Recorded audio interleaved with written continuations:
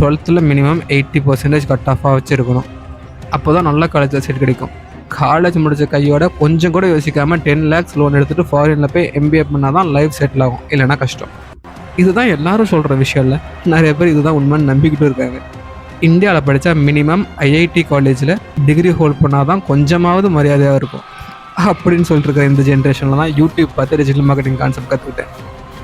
10 LPA 12 NPA job தேடி எல்லோரும் ஓடிட்டு இருக்கும்போது தான் அந்த ஜாபை தூக்கி போட்டு 20K per month பே பண்ணுற கிளைண்ட் பின்னாடி ஓட ஆரம்பித்தேன்.